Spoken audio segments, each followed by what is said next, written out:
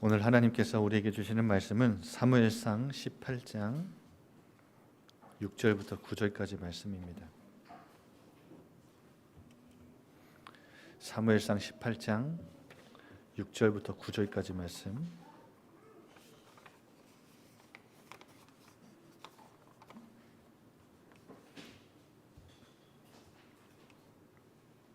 다 같이 한 목소리로 합독하겠습니다. 무리가 돌아올 때 곧 다윗이 블레셋 사람을 죽이고 돌아올 때에 여인들이 이스라엘 모든 성읍에서 나와서 노래하며 춤추며 서구와 경세를 가지고 왕 사울을 환영하는데 여인들이 뛰놀며 노래하여 이르되 사울이 죽인 자는 천천히요 다윗은 만만이로다 한지라. 사울이 그 말에 불쾌하여 심히 노하여 이르되 다윗에게는 만만을 돌리고 내게는 천천만 돌리니 그가 더 얻을 것이 나라 말고 무엇이냐 하고 그날 후로 사울이 다윗을 주목하였더라. 아멘.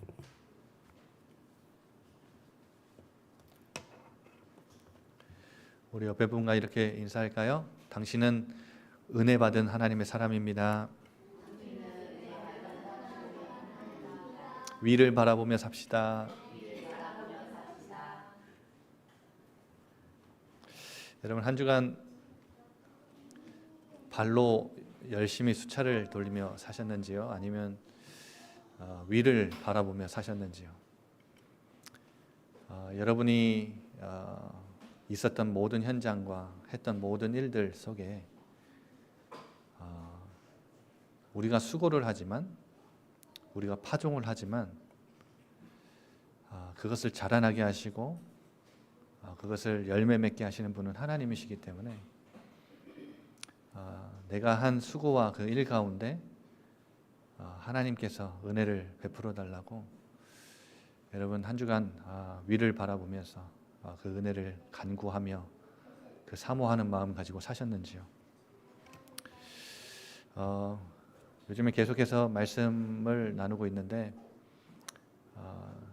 교회에 대한 말씀을 계속 같이 나누다가 교회가 은혜 놓치면 다 놓치는 것이다. 이 간단 명료한 이 말씀 메시지 앞에 계속 하나님이 머물게 하세요. 그래서 저에게 그것을 묵상하게 하심은 우리 모든 성도들에게 또 하나님이 여기에 멈춰보라고, 이것을 더 깊이 생각해 보라고, 여러분의 삶에 이것을 적용해 보라고 하나님이 또 멈추게 하시는 걸 거예요. 여러분, 성경 안에는 극명하게 대조되는 인물들이 많습니다. 가인과 아벨, 그리고 또 누가 있죠? 요셉과 요셉의 형들, 야곱과 야곱의 그 아들들 12지파, 에서 이런 극명하게 대조되는 인물들이 많아요. 아브라함은 또 누가 있죠? 조카 롯이 있죠.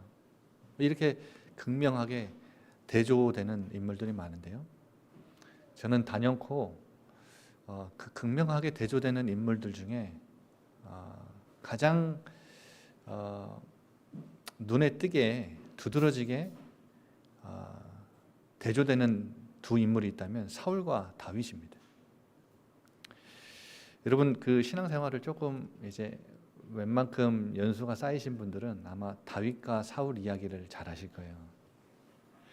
여러분, 그 다윗과 사울 이야기를 아마 불신자들도, 교회 신앙생활 안 해보신 분들도 웬만하면 좀 알죠. 왜냐하면 다윗 이야기, 골리앗 앞에서 다윗이 골리앗을 죽였던 이야기는 많은 사람들이, 불신자들도 다 아는 이야기이기 때문에. 그런데 여러분, 한번 제가 그 말씀을 오늘 시작하면서 질문을 하나 드려볼게요. 여러분은 여러분의 인생 마감할 때 다윗으로 평가받고 싶으세요? 사울로 평가받고 싶으세요? 여러분, 하나님이 보실 때 여러분의 인생을 하나님이 평가하시고 바라보실 때 사울과 같은 자가 되고 싶으세요? 다윗과 같은 자가 되고 싶으세요? 아마 다 다윗이라고 대답하겠죠. 사울 되고 싶은 사람은 아무도 없을 거예요. 그런데 누가 다윗이고 누가 사울인지는 처음부터 정해진 건 아닌 것 같습니다. 여러분, 구원받았다고 해서 저절로 다윗이 되는 건 아니에요. 어제의 다윗이 오늘의 사울이 될 수도 있습니다. 아까 제가 앞에 말씀드린 그 극명한 대조를 이루는 모든 사람들이 다 은혜의 수혜자였죠. 은혜로 시작한 사람들이에요. 그런데 어떤 사람들은 끝까지 쓰임받았고 어떤 사람들은 쓰임받다가 끝까지 쓰임받지 못했죠. 여러분, 개인도 마찬가지고 가정도 후대도 교회도 그리고 어떤 그룹이나 단체도 마찬가지인 것 같아요. 끝까지 쓰임받는 단체와 그룹이 있고 끝까지 쓰임받지 못하는 그룹과 단체도 있어요. 여러분, 내가 하나님 앞에서 그리고 내 인생 마감할 때 사울이 아닌 다윗으로 평가받고 싶다면, 끝까지 하나님 앞에 쓰임받고 싶다면, 그리고 우리 교회가 끝까지 쓰임받을 교회가 되고 싶다면 우리는 뭘 놓치지 말아야 될까요? 오늘 그걸 말씀으로 같이 나누고 싶은 겁니다. 여러분, 이스라엘 왕은 반드시 필요한 자질이 있었어요. 이 자질이 없으면 절대 이스라엘의 왕으로서 제 역할을 할 수가 없었죠. 그래서 어찌 보면 다른 나라의 왕들보다 이스라엘의 왕은 좀 더 특별하고 특이했습니다.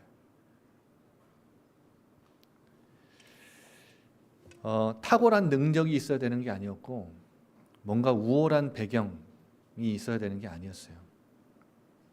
이스라엘의 왕은 뛰어난 실력도 사실은 필요가 없었습니다. 이스라엘의 왕은 그 역할을 잘 감당하기 위해서는 가장 먼저 선제되는 게 뭐가 있냐면, 이스라엘의 왕은 제일 필요한 가장 첫 번째 되는 자질이 뭐였냐면 잊지 않는 거예요. 기억하는 거예요. 뭘 기억하는 거냐면 자기 위에 진정한 왕이 따로 계시다는 사실을 늘 잊지 말았어야 돼요. 그게 이스라엘의 왕이에요. 여러분, 다른 나라의 왕들은 자기가 왕 되면 그냥 자기가 왕 노릇하면 돼요. 자기가 왕이에요. 그냥 자기가 시키고 싶은 거 하고 싶은 거 그냥 다 하면 돼요. 그냥 자기가 왕이니까 누구한테 물어볼 필요도 없어요. 그냥 자기가 다 하면 돼요. 연약하든 부족하든 자기가 결정한 대로 부하들 시키고 진행하면 돼요. 그런데 이스라엘의 왕은 그렇지 않습니다. 자기 위에 진정한 왕이 따로 계시다는 사실을 늘 잊지 말았어야 돼요. 이걸 망각하면 안 돼요.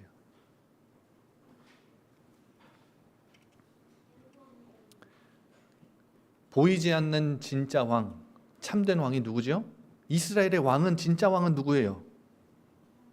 하나님이에요. 여러분, 개인도 그렇고 우리 교회도 그렇고 이거 놓치면, 이거 잊으면 절대 안 되는 거예요.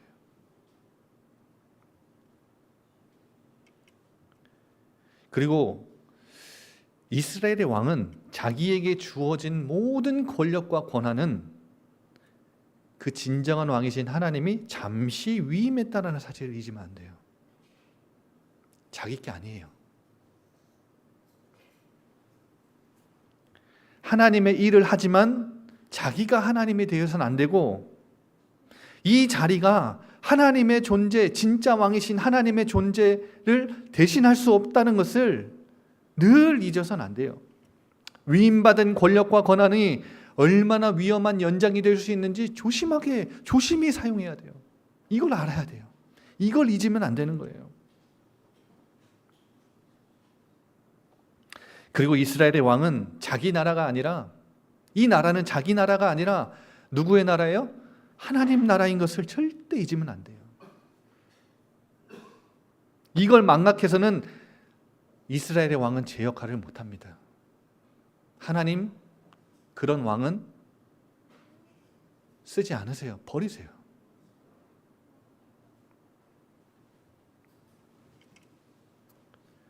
그래서 이스라엘의 왕은 이 나라가 자기 나라가 아니기에 뭐예요? 자신이 원하는 나라 만들려는 시도를 해서는 안 됩니다.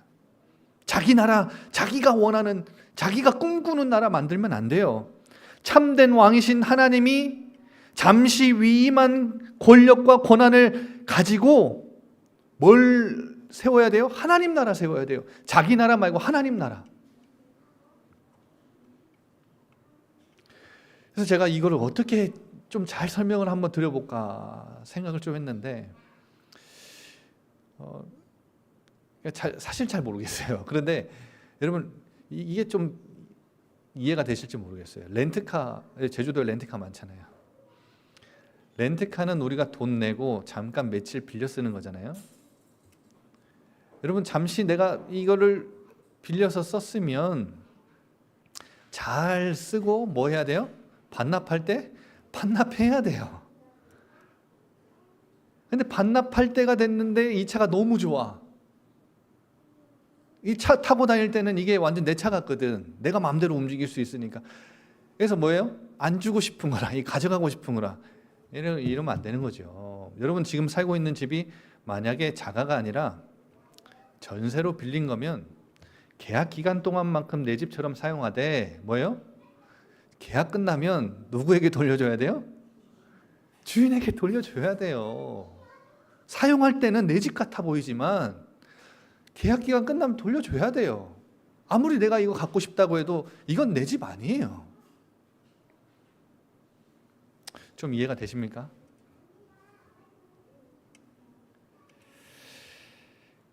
이스라엘의 초대 왕이 된 사울 한번 보세요. 이 사울 왕은 처음에 하나님이 사무엘 선지자를 보내서 이 사울 왕을 기름 부어서 왕으로 세우려고 초대 왕으로 딱 선택하셔가지고 보내셨는데 사무엘이 가서 사울 왕을 딱 만나고 하나님이 너를 왕으로 삼으셨다, 선택하셨다 얘기하니까 사무엘상 9장 21절에 이렇게 말합니다. 뭐라고 얘기하냐면 이 사울의 지파는, 사울이 속한 지파는 베냐민 지파였어요. 12지파 중에 베냐민 지파인데 베냐민 지파는 가장 작은 지파입니다. 뭐라고 하냐면 아니 저렇게 능력 있고 큰 힘 있는 지파들이 많은데 우리 지파는 베냐민 지파입니다. 아니면 가장 작은 지파인데요. 그리고 우리 가족은, 우리 가문은 가장 미약한데요. 그러니까 한마디로 이 사울 왕은 자기가 하나님이 왕으로 선택했다라는 사실을 들었을 때 나는 왕이 될 깜냥이 안 된다는 걸 알았어요. 자기는 자격 안 되고 자기는 능력 없고 자기는 배경 없다는 걸 알았던 사람이에요. 자신의 연약함과 부족함과 자신의 자금을 잘 알았던 사람이에요. 시작이 굉장히 겸손했죠.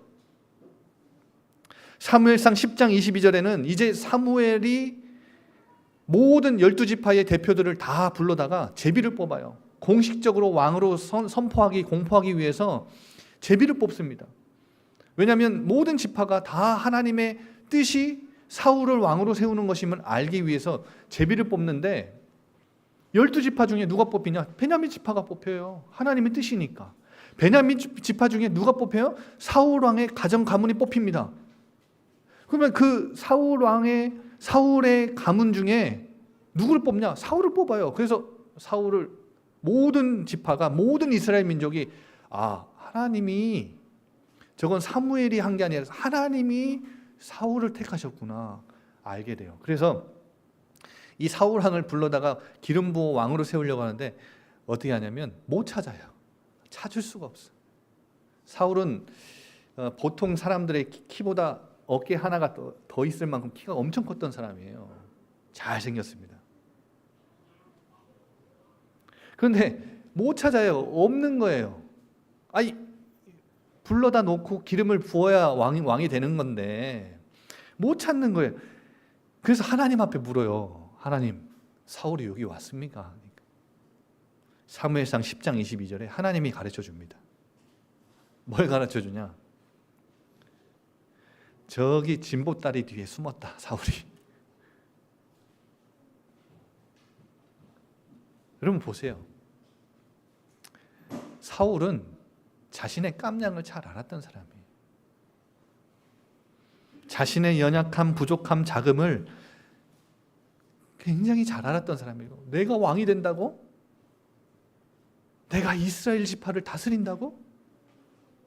내가 이들을 대표해서 나라를 통치하고 다스리고 전쟁을 하는 왕이 된다고? 너무 두려웠던 거예요.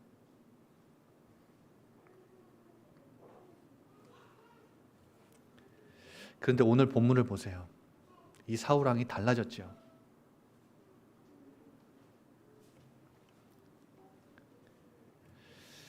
사울 왕은 하나님 말씀에 불순종해서 하나님께 버림받았습니다.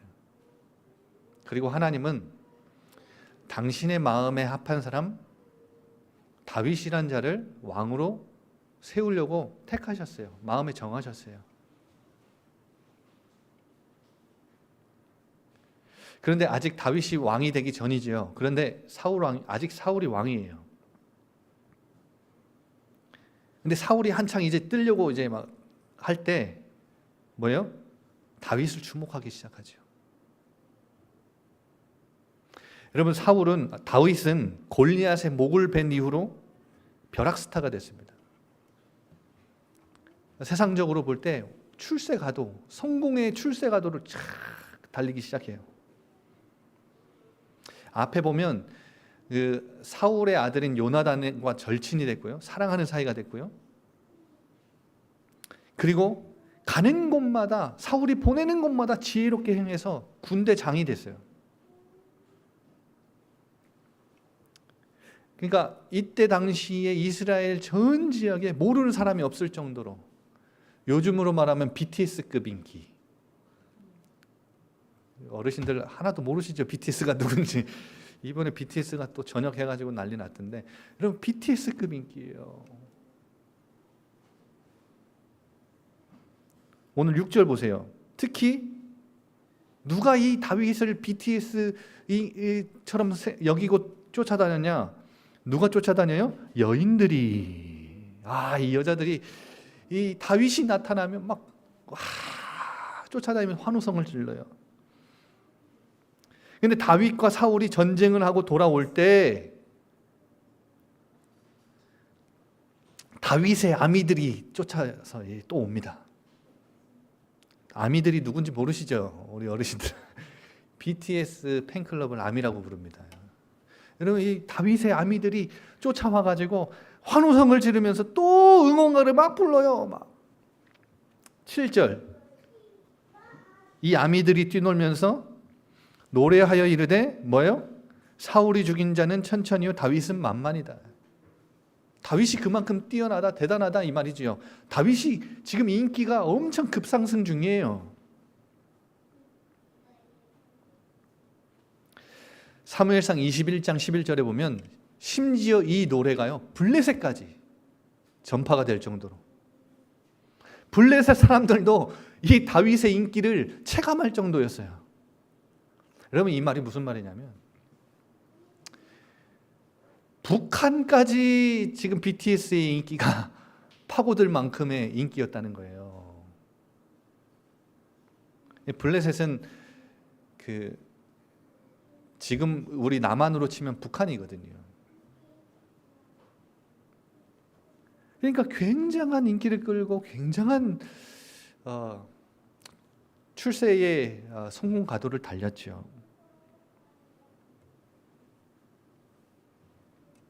근데 다윗이 이렇게 뜨니까 사울이 뭐예요? 9절에 보면 이 이야기, 이 노래를 들은 이후로 누굴 주목해요? 다윗을 주목하기 시작해요. 그런데 그 주목한 이유가 8절에 나오죠. 자신은 천천히요 다윗에게는 만만을 돌리니까 이 말이 어떻게 해요? 불쾌하여 심히 노하여 다윗에게는 만만을 돌리고 내게는 천천만 돌리니 그가 뭘 얻어요? 더 얻을 것이 나라 말고 무엇이냐? 나라 말고 무엇이냐?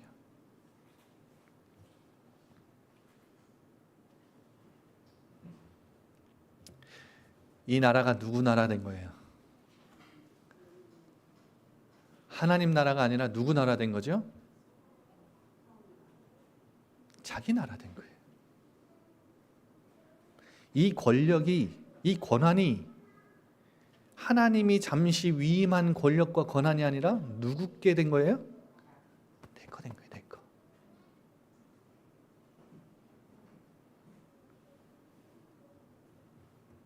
진정한 왕이신 하나님께서 잠깐 위임하신 권력과 권한이 아니라 자기 권력과 자기 권한이라 착각하게 된 거예요. 이걸 뺏기지 않으려고 이것에 민감한 사람이 되니까 이거 뺏기지 않으려고 혹시라도 자기 이 자리, 자기 이 나라 뺏기지 않을까?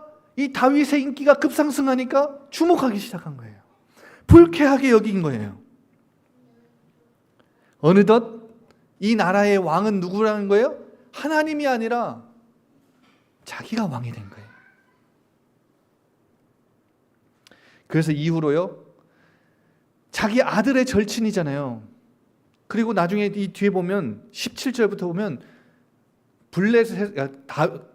골리앗을 죽이면 내 딸을 주겠다 해가지고 진짜 딸을 주잖아요. 사위로 삼습니다.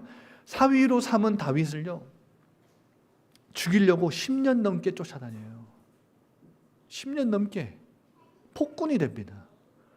미치광이가 된 거예요. 왜요? 자기 나라 안 뺏기려고. 왜요? 자기 권력, 자기 권한 안 뺏기려고. 안 놓치려고. 자기 자리 안 뺏기려고. 뭐예요? 자기 나라, 자기가 보호하려고.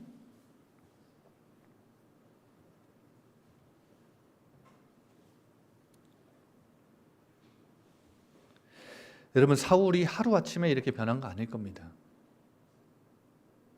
어느 날 점점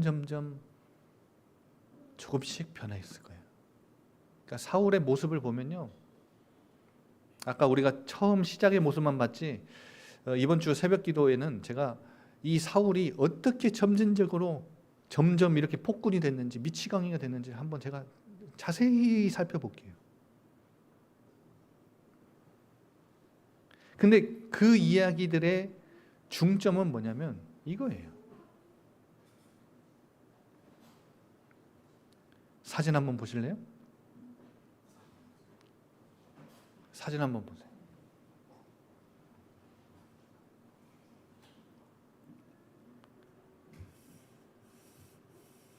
어느 날 사울이 거울을 보기 시작했는데, 자 보세요.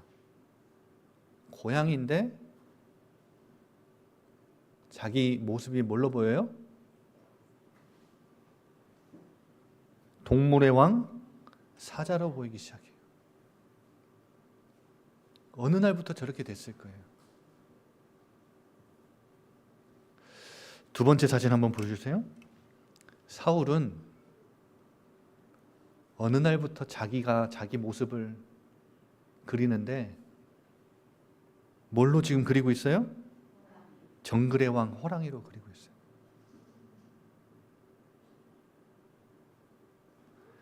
여러분, 사울이 한순간에 저렇게 변한 거 아닐 겁니다.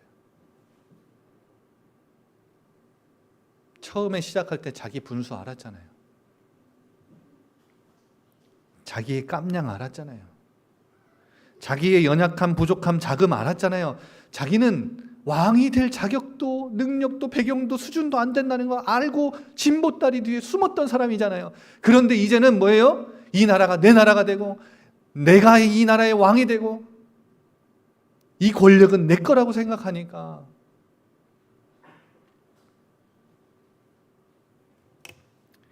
이 블레셋을 무찌르는 일의 1등 공신이었던 다윗을 뭐예요? 인기가 높아지니까 주목하잖아요. 불쾌하잖아요. 죽이려고 쫓아다니는 폭군 미치광이가 되잖아요.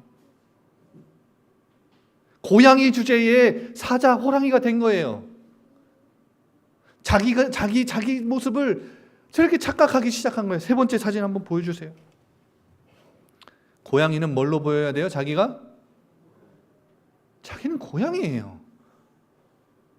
고양이는 고양이일 뿐이에요. 사자이로 착각하거나 호랑이로 착각해서는 절대 안 됩니다. 여러분, 은혜 놓치고 교만하고 자기 기만에 빠지면 그게 패망의 시작이에요. 이제까지 제가 뭘 말씀드렸죠? 은혜 놓치면 다 놓치는 거다. 그런데 은혜 놓치면 패망이에요. 은혜 망각하면 우리는 내리막길이라고요. 절벽에서 떨어지는 거예요. 누가요? 성도가. 누가요? 교회가. 고양이는 뭘로 보여야 정상이에요? 거울에? 고양이로 보여야 돼요. 여러분은 거울 볼 때 여러분의 모습이 고양이로 보입니까? 아니면 사자, 호랑이로 보입니까? 뭘로 보이세요? 얼굴 여러분 보면서 어이구 예쁘다, 잘생겼다.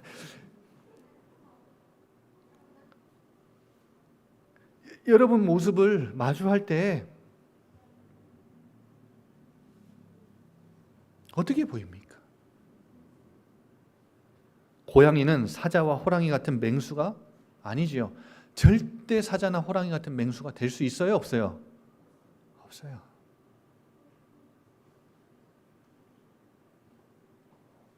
여러분 그래서 이 사진 기억하세요. 은혜 망각하고 은혜 놓치고 내가 은혜 없이도 살 수 있다고 생각하는 거, 내가 내 인생의 주인이요 왕이라고 생각하는 거, 내게 주신 모든 것 내가 이룬 거라고 생각하는 거, 내가 이룬 것이니까 내가 노력해서 얻은 것이니까 내 나라 내 영광 내 뜻을 위해 살아가면 된다, 여기에 방향 맞추며 살아가는 거. 여러분 여러분은 지금 거울을 보면서 고양이인데 사자나 호랑이로 착각하는 다르로 착각하는 것은 똑같은 거예요.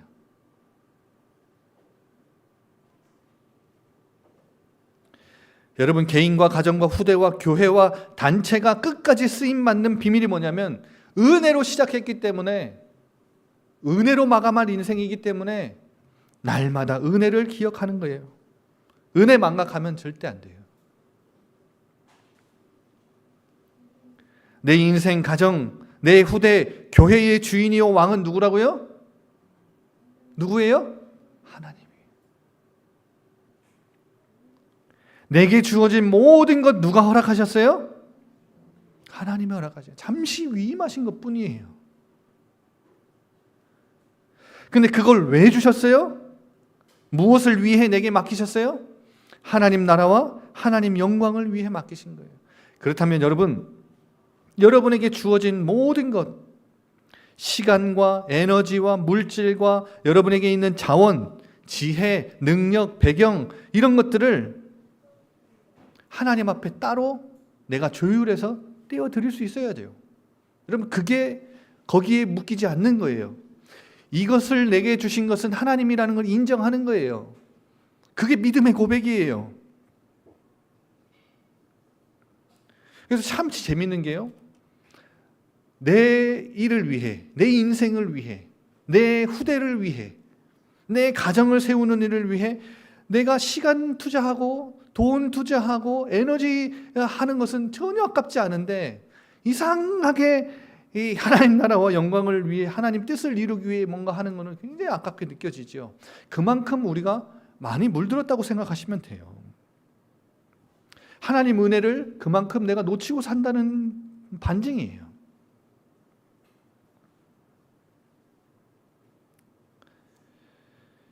여러분, 은혜 놓치면 그렇게 됩니다. 내 인생의 왕이 하나님이 아니라 내가 돼요. 은혜 놓치면 내게 주신 모든 것 하나님이 주신 은혜로 주신 건데 내가 이뤘다고 착각해요. 하나님이 그러면 이것을 하나님 나라와 영광과 하나님의 뜻을 위해 내게 허락하신 것인데 뭐예요? 내게 주신 자원들을 가지고 내 나라, 내 영광, 내 뜻을 위해 이것만을 위해 쓰고 살아가는 거지요. 여기에만 방향 맞추고 살아가는 거예요. 그게 은혜 놓치면 나타나는 반응들입니다.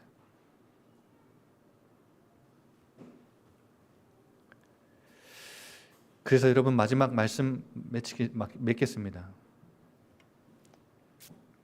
날마다 나라는 존재가 고양이라는 것을, 고양이 같은 존재, 나는 사자나 호랑이가 될 수 없다라는 것을 늘 거울을 들여다보는 시간들이 필요해요.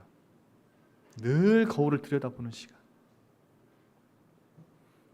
한마디로 늘 은혜 놓치지 않는 시스템을 구축해야 됩니다. 여러분, 시스템이라는 건 뭐냐면 지속을 하려면 시스템이 필요해요. 그래서 계속해서 나라는 존재, 내가 얼마나 연약하고 부족하고 작은 존재인지를 늘 인식하고 인지하면서 은혜 구하며 사는 존재, 은혜 없이는 살 수 없는 존재라는 것을 늘 잊지 않는 시스템이 필요해요.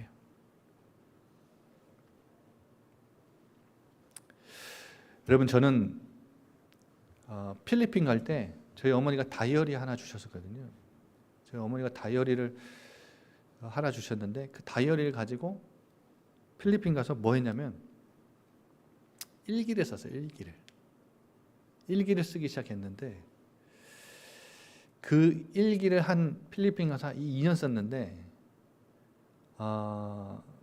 지금은 이사 갈 때 버렸지만 제가 그 일기를 예전에 간혹 제 삶의 은혜를 묵상하고 싶을 때마다 그거를 뒤적뒤적 한번 계속 쳐다본 적이 있거든요. 근데 처음에는요, 그 일기를 쓰는데 다 육신적인 이야기밖에 없어요. 난 여러분 그 보편적으로 아시는 그 일기 있잖아요. 나는 오늘 어떻게 살았다, 누굴 만났다, 뭘 먹었다, 뭐 했다. 그런데요, 점점 바뀌더라고요. 이 일기 안에 제 기록 속에 뭐가 있냐면 하나님에 대한 질문들과 또 내 신앙에 대한, 믿음에 대한 질문들과 이런 이야기들이요, 점점 분량이 늘어나더라고요. 하나님 은혜를 주시니까요. 여러분, 저는 굉장히 일리 있다고 생각해요. 뭐냐면 유대인들은 하루의 시작이 아침이 아닙니다. 밤입니다. 유대인들은 저녁부터 하루의 시작이에요. 굉장히 일리가 있어요. 성경적이에요. 왜 그러냐면 우리 창세기 한번 수요 예배 때 같이 봤잖아요. 창세기 1장 5절부터 쭉 보면 첫째 날, 둘째 날, 셋째 날 이렇게 날이 정해지잖아요. 근데 하나님이 공간을 만드시고 시간을 정하실 때 낮과 밤을 나누시잖아요. 낮과 밤을 나누셨는데 첫째 날, 둘째 날, 셋째 날 이 날들이 기록된 본문들을 여러분 자세히 살펴보시면 뭐가 먼저 나오냐면 저녁이 되고 아침이 되니 이는 첫째 날이라. 그러니까 아침이 있고 저녁이 되니 첫째 날이라 이렇게 안 하고 저녁이 되고 아침이 되니 이는 첫째 날이라. 의미 있죠. 여러분, 밤 시간에는 모든 사람들의 활동이 줄어들죠. 그리고 우리는 하루를 정리하고 어디에 들어가요? 수면에 들어가요. 잠에 들어가요. 잠은 인간의 무의식의 영역이죠. 그러니까 내가 움직이고 내가 일하는 시간이 아니라 누가 일하시는 시간이에요? 하나님이 일하시는 시간이에요. 그래서 잠은 하나님이 내게 은혜를 주시는 시간이다. 그러면 잠들기 전에 여러분 그 밤 시간을 회복해 보세요. 잠들기 전에 일기 형식으로 글을 쓰든지 아니면 뭐 어디다가 작성하든지 여러분만의 방식으로 하루를 돌아보는 시간들을 가져보세요. 그러면서 무심코 놓친 하나님의 은혜의 손길들을 한번 떠올려 보세요. 그리고 오늘 누구를 만났는지 어디를 갔는지 어떤 일을 했는지를 돌아보면서 그 속에서 내 감정과 내 오늘 하루의 일과들은 어떠했는지 한번 나 자신을 내 상태를 한번 돌아보세요. 그리고 그 속에 무심코 놓쳤던 하나님의 은혜의 손길들을 한번 찾아보세요. 그리고 잠들기 전에 뭐 하시냐면 하나님의 시간입니다. 하나님 내게 오늘도 은혜를 달라고. 그래서 은혜 가운데 내가 잠든 순간에 하나님 은혜를 나에게 충만하게 부어달라고. 그리고 아침에 눈 뜨면 뭐 하세요? 하루를 은혜로 살아가는 거예요. 여러분 한번 이 저녁 시간, 밤 시간을 한번 회복시켜 보세요. 무심코 놓치고 지나갔던 은혜들을 한번 되돌아 생각해보는, 묵상해보고 곱씹어보는 시간들을 가져보세요. 그리고 아침에 눈 뜨면 하나님 나에게 또 오늘도 살아갈 수 있는 은혜를 주셨구나. 하나님 오늘도 나에게 힘 주세요. 은혜 주세요. 그리고 살아가는 거예요.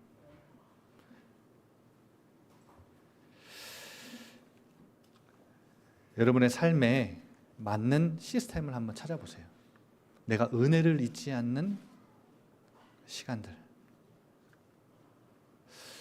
아침에 일어나시면 화장실 가셔서 씻으실 때 거울 보시죠? 거울에다가 포스트잇을 붙여 놓으셔도 굉장히 좋아요. 무슨 포스트잇이냐? 나는 사자나 호랑이가 아니다. 나는 고양이다. 여러분 그렇게 적어놓고 늘 보시면서 뭐예요? 오늘도 나는 은혜 구하며 은혜 바라보며 위를 바라보며 살아야 되는 존재지. 여러분은 한번 우리 이 시간 다 같이 찬양하면서 하나님 앞에 준비하신 예물 드리고 기도합시다.